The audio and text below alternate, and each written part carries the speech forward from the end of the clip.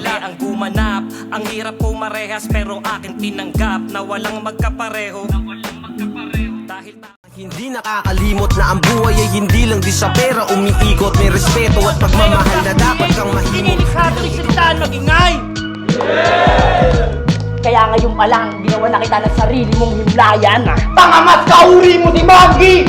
Kung nakachamba ka sarap pugutan, pwesto liksaan ka ngayon! Sa sobrang kahiyan, yung Diyos naman ang magtatanggay sa kanyang disciple. Hindi lang kita dito hihintuan, ako ang sasagasa sa'yo. Ay hindi pa ako natatalo sa aking unang paglaban. Kasi wala nang dasal na magpapausog sa akin ang kailangan nyo gumalang. To, di nagtugpas na tulog to, dahil magmamalabay ako mismo. Dapat sa ulo mo tapakan at madurog ng sagaran pagkat ubod ka ng yabang kaya walang matutong kabataan. Kaysa ka lang munting anino na hindi nila masibat. Gumawa ka pa pala ng liga para sa akin lumaro.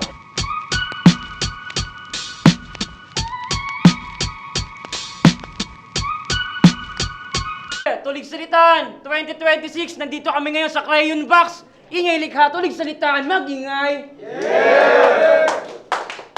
Yes, sa kanan ko, galing General Trias, Cavite. Magingay tayong lahat para kay Peyton! Yo, Peyton, shoutout. Peyton, shoutout sa lahat ng nag-aaway na senador. Sa kaliwa ko, galing Lipa, City, Batangas. Magingay tayong lahat para kay M-Star! Homies, 043, shoutout para dyan. Yon, sila nga pala galing sa larayan ng last 2 years ago na sa ingay. Ngayon, nasa Sisne sila, no? Painggan natin, unang-unang babanat si M-Star. Peyton pala, men. Diba? Peyton. Yo, ako yun. Peyton. Yo! M-Star versus Peyton. Yung buod ng laban, alatado, tang inamatic yan.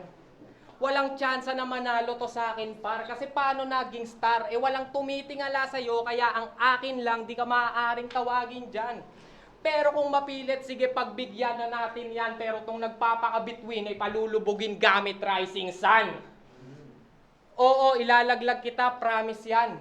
Sinasabi ko to ng may silbi at kumpiyansang umaapaw. At magmimistula akong bathala sa Sisne kasi may ilalaglag akong bulalakaw. Kaya, M-Star, mas maigi pa ata isubo mo aking edits na ganto kahaba sa imong bunganga. Yung tipong bawal mapanood ng mga bata. Oo, pinapatsupa ako si M-Star para patunayan na totoo mga haka-haka. Tungkol sa sabi-sabi na marunong nga lumuhod ang mga tala. Bakit naman kasi M-Star? Walang ningning ang yung sining at ang labo lumetra. Pangalan lang, nakakagago, punyeta. Puta, M-Star, ano ka, alter ego ni Sharon Cuneta? Tangin na kasing alias yan. Katunog ng kay Megastar, inggiterong gamol. Wala ka na bang ibang maimbento ba, tol? Gusto mo ilantad ko na ang iyong sikreto ngayon? Na kaya M-Star pangalan mo kasi dati kang tindero ng parol? Tsaka alam nyo ba ang mas? Nakakagigil lang. Hardcore yan kung titignan sa battle astang mangingitil yan tapos paboritong kanta niya Twinkle Little Star. Ulol, di bagay sa'yo maging hardcore kasi ang cute mo. Mas mukhang malambot ka pa sa gummy worms. Tangina mo, kamukha mo yung baboy sa Angry Birds. Oo, madami kang kamukha pati yung matatabang rider ng Shopee Men. Tapos ganito din itsura pag malungkot si Happy Friends. Ano, nangaasar na naman, nagpapatawa, wala ka ng pake doon, utol. Yan naman lagi sinasabi ng mga MCing walang sense of humor. Tanga, hindi na nagmamatter kung komedya o technical. Pupuntos yan parehas basta may disiplina sa sarili. Kahit mga tira na simple, nagiging mas mabisa ng triple kapag pinag-iisipan ng maigi. Lirikal o komedya, alin man ang estilo mo doon, yan ay parehong sandatang pangkitel, yan ang isipin mo tol. Ang importante yung lirisismo, tumago sa sentido kumon. Ang kaso, wala kang ganon. Pagiging agresibo lang ang iyong kayang gawin. Bukod doon, wala na men. Kung di nga lang malakas yung boses mo, malamang, mahina ka rin. Round 1 pa lang. Pinaulanan ko na to ng skills, kaya si M-Star di nyo na muling matatagpuan. Kasi wala naman kayong makikitang bituin sa kasagsagan ng ulan. Yo! M-Star, pare. Tang ano sinasabi mong tsupa? Ilabas mo nga! Ang inong yan. Tapos, kamukha ko daw yung Angry Birds, yung baboy sa Angry Birds. Tang ina, grabe mag-run! Tang ina, ikaw nga, Peyton pangalan mo, tapos mukha kang Kimeraan. Yo! Gagamitan ko agad ito ng axe! Rekta sa sentido, di lang to basta tulog dota dahil magmamalabiking ako mismo.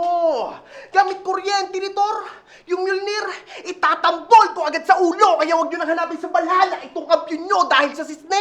Hanggang round 1 ka na lang, iho. Boss Atan, kamusta?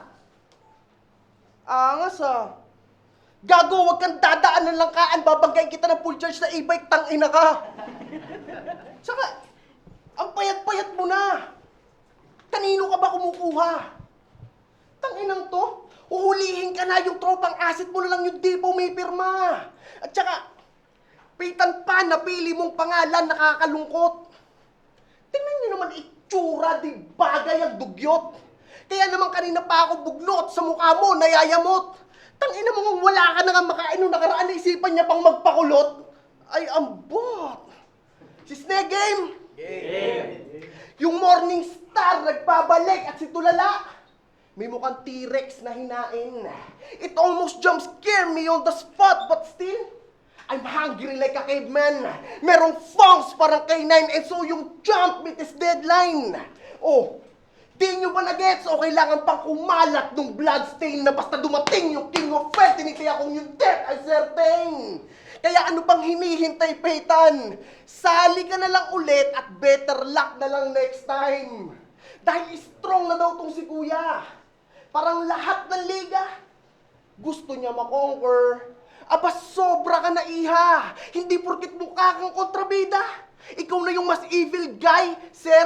So ma-intimidate mo ko, don't even bother. Di tayo magka-level even though I call you brother. You're just a famous Viking. Ragnar, samantalang ako Odin, tawagin nyo kong All Father. Dahil hindi ikaw, kundi ako yung dark horse dito sa turna. 4 horsemen sa likod, sundo dumating na maaga. Well, that's bad. 3 beses mong madadama, pananalasa. At ang masakit lang, round 1 pa lang ito at sa body bag na agad kita pinagkasya. Don't worry, I'm still gonna be a nice guy, Repa. Sige lang, huwag ka nang mahiya, magtawag ka na ng kasama. Time, G! Nahabaan lang yung pagbigkas ng puta. Yan na yon. Yung mga banat mo, hindi naman direkta yan tukmol. Ang yung mga eskema, pang pulpol. Ang pangit ng sulat mo, parang reseta ng doktor. Tsaka alam mo ba, pag pinapahaba mo yung balbas mo, nagmumukha kang balbasaradong impacto. Pinapahaba mo pa yan, akala mo kinagwapo. Eh dahil dyan sa balbas mo, una kong naiisip yung mababahong Indiano. Oo, Indiano na malakas yung body odor. Yung amoy nakamamatay. Ganto yung mga tindero ng street food sa India tapos kinakamay. Tsaka alam nyo ba, sa isang battle nito, nagrebat siya, sabi niya doon, sinabihan pa akong matanda nitong loko. Pero ako pa rin yung mangingibabaw kasi lilipad ako na parang super lolo. Lilipad? Super lolo? Mas masahol ka pa sa user bobo? Yung utak mo, mas tuyo pa sa utak na kung makahipak ng user, ng tutor todo. Oo, sobrang tanga akala, superhero yung super lolo. Ano ba naman yan? Yung mga ganyan na gimmick mo ay banatang pang makitid, bro. Para kang senador sa Pilipinas kasi puro katangahan na iisip mo. Yung mga ganyan na tira, akala mo tatama? Gago, X ka na pre. Kaya nga hindi patas tong laban, ako'y deadly at sabi. Kaya tong bobong MC ay talsek, masyadong mismatch yung match up, parang Shea kay Bagsek. Kaya kahit pabibo ka pa boss, yung karera mo sa sisne, dito na magtatapos. Para kang regla sa puking may napkin, gago, hindi ka tatagos. Tsaka alam nyo ba, proud Caviteño to? Kasi taga silang. Diba ang angas niya? Ang pinagtataka ko lang, ba't sinasabi mong isa kang alae pag nasa Batangas ka? Caviteño tapos biglang naging alae? Eh di doon ka na, bakit dito ka pa lumantad? Di ka na namin kailangan, iho. May Shano at Nono na kami dito. Huwag ka na dumagdag. Tainan to, nagpipiling lehitimong alae. Sarap mo bigyan ng madami na bangas ya. Nagpapanggap ka lang na produkto ng Batangas para masabing matalas ka. Ano ka, balisong? Feeling mo talaga matalas ka? Ulol! Paano ka naging matalas? Di ka nga makapagtabas ng bulbol. Tsaka wala kang talas lumetra. Dinadaan mo lang sa pataglish-taglish pero pag purong Tagalog na, ang hina-hina mo na, hindot. Alam nyo ba, gantong mag-rap yung pinalo ni Doc ng itlog. Oo, gantong-ganto yon kahit panoodin nyo pa at tignan sa ibang way. Pero kung ikaw yung nakalaban ni Doc, baka ipalo sa'yo nun isang tray. Diba? Yung mga angle ko ang random, di mo inaasahan. Di mo basta-basta maiisip yun, bay. Gusto mo malaman gaano ako ka-unpredictable? Time. Round 2 M-Star, pare. Hindi daw ako makapag-ahit ng bulbol. Tangina, hindi na talaga kita kayang mawala, tol. Boss Al, gusto ko sana talagang katapat yung animal. Ba't naman ganun, boss? Binigay mo sa akin yung mukha lang kriminal. Tas mukhang kulang pa sa vitamina. Pero wag ka. Energetic yarn. Wag mo sabihin kumain ka lang ng okra, ha? Tangina, sobrang bisa niyan. Pero sabi nila, mayabang ka na daw. Ang tibay mo naman, par. Nagtumpa ka lang na mahihina, piling Kratos na, God of War? Huwag ka mag-alala. Kusa nang nilapit sa'yo yung star, sige lang damhin mo, init ko. Kung kulang pa, pwede pa tayo mag-spar. Dahil hindi porket may titulo, you got your bounty on your head, mate. Kung paputukin ko ulo mo gamit Chinese war crate, corona mo merong ubo, bistado modus pirate. Virus mo di totoo, coronavirus outbreak. Yan, diyan ka magaling. Pamimirata, panlalait, puro generic na pang-aning. Pangmumulestya doon ng mga bata. Pedophilia yung dating, ngayong nakaharap mo yung mamang mataba, ba't di mo subukan magmagaling? Kaya fuck this fucking fagot. Kung pangangaya lang yung kaya mong gawin. Mga barang mabababaw, di aabot sa ubusan ng letra, ngayon mo ko testingin. Dahil, oo, sabik to sa limelight. Mala GL lang Wex. Sobrang kupal ng galawang, piling all-star yung peg. Pero di mo inasahang tatamaan sa leeg. Kaya ikesan nyo na yung paytan ko sa'yo, already buried him dead. At sobra ka na sa pagiging mapapel, wag ako. Hindi ka married to the game, hipokrito tawag sa'yo. Kaya tigilan mo pag-iilusyon o kahit sino sa inyo. Dahil hindi sa'yo o sa inyo, dahil akin ang taong ito. Kaya ikaw, paalala ko lang sa'yo, sa 4001, bumalik ka na bro dahil ni kahit katiting, wala kang tsansa sa corona ko. Time, G. Last round. Kaitan, man. Pangit. Yo, round 3 game. Pinanood ko yung battle nyo ni Babs. Puta, para kayong tanga mga brother. Kasi imbis magparamihan ng punches at angle sa battle, nagparamihan lang kayo ng stutter. Sa laraya yung ginanap, kaya dapat kada banat 1 minute lang. Tangina mo, get down. Dahil sa inyo yung laraya naging 5 minutes per round.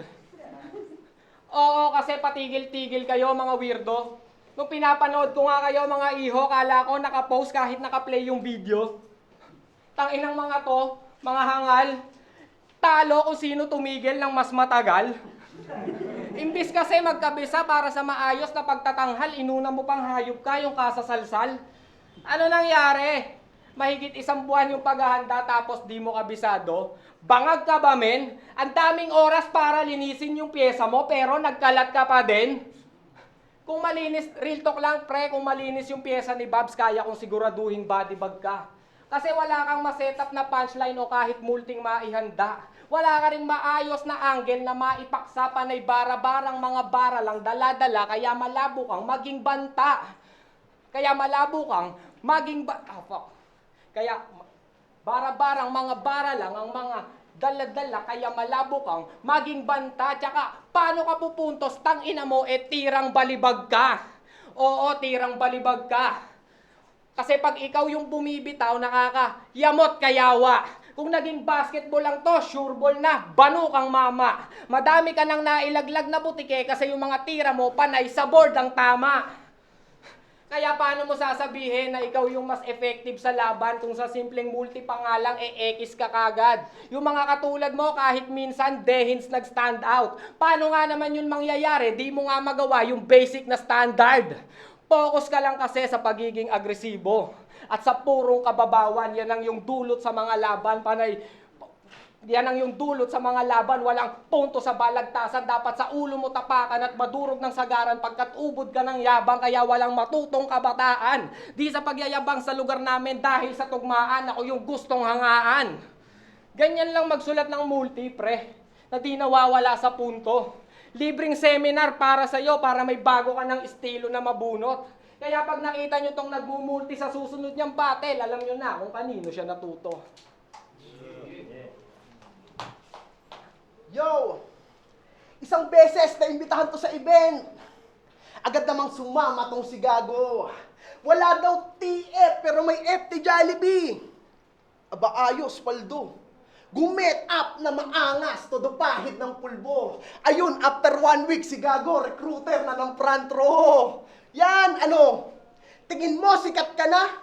Eh, sino ba nakaka-recognize sa'yo bukod dun sa mga taga-Laguna? Piling untouchable ka puta, well, it don't matter na rin kuya. Misyong ko na, itumba ka, so put your fucking head on the barrel, matuto ka magkusa. Kaya bit-bet ko double pistol. Tinitiyak kong yung bullet magpe-penetrate. Bang! Straight sa head, no hesitate sa set na date na decimate. Bang! Sa pulyong face, dibdib ng waist, now he's a fucking waste. And it feels fucking great na yung fate pasapitan mismo yung nagdala sa akin dito para ikay ma-eliminate. Kaya genuinely lumagi, di pwedeng swerte na lang palagi. Kung kala mo araw-araw Pasko, pakyo madami. Oo, pakyo ka palagi. Sinabi ko lang sa akin ng taong ito, kaya malaking pakyo ka gagi. Dahil ano pa ba kaya nitong gawin bukod sa pag-akyat sa jeep at pag-abot ng sobre? Kasi kung di ka naging battle rapper, malamang nagdong ka sa bukid, nagpapanggap kang kamote. Kaya tigilan mo pagiging ignorante o pagiging dominante. Peytan, wala ka sa Laguna, nandito tayo sa Cavite. Kaya pag-pose, he looks fail. Yung defense di nagmatter, he left Gary the snail trail. Hindi lang yung ankle na break, his plan sure fails. That's how I make shot post moves like Kevin McHale. Ano? Ginamitan ka na ng bola. Guns parang kontra. Tapos dadalihan mo lang ako lumuhod ng tala. Putang ina ka! Ngayon, di mo na kailangang isipin pa si Bilton, Gray Matter o si Rue. Pahinga ka na, Peytan. Ako nang bahala kahit sino doon sa tatlo. I'm just claiming what's mine at sa sarili ko. I'm just being true pero wala man itong pagka-brown style. Aminin mo pagka-13 ko yung tumapo sa'yo. Boss Al, tapos na ako sa Peytan. Ready na ako sa round 2. Kaya tanong ko lang sa'yo, sinong isusunod ko dito?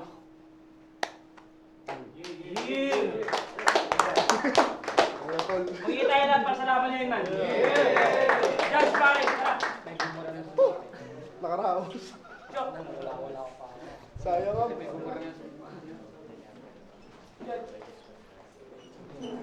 Dalawa pa. Sino yung dalawang judge?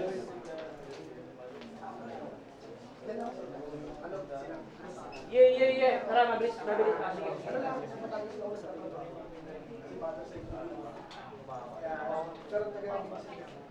Okay, putsang ina. M-Star versus Peytan. Tulig salitaan si Sne. May botong 5-0. Magingay tayong lahat para kay Peytan. Shoutout to M-Star. Shoutout M-Star. Shoutout to Salitaan. Yo, Dan. Salamat ulit sa ta.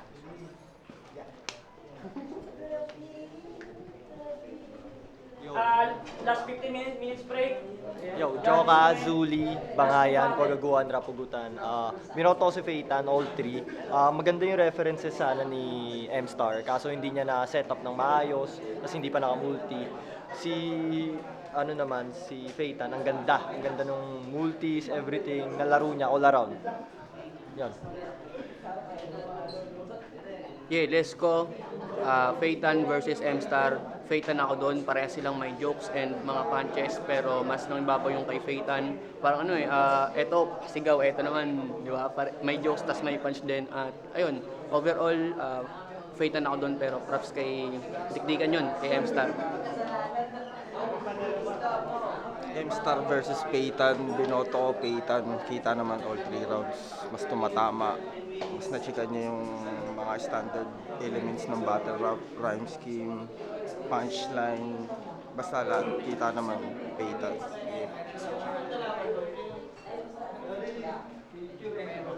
Yo, Santasa. Binoto ko si Peyton. Nung naging boto ko, nung 1, Peyton na. Tapos nung 2, gaging ganda nung ginawa din yun. M-Star ba yun? Nung round 2. Tapos nung 3, may starter kasi si Peyton, pero mas parang na-execute niya yung isang buong 1, 2, 3 niya. May kabuuan pa din eh. Nag-starter lang siya pero hindi naputol, kumpleto pa din kumbaga. Yun, mas malakas yung ginawa ni Peyton baka sa amin. 1, 2, 3.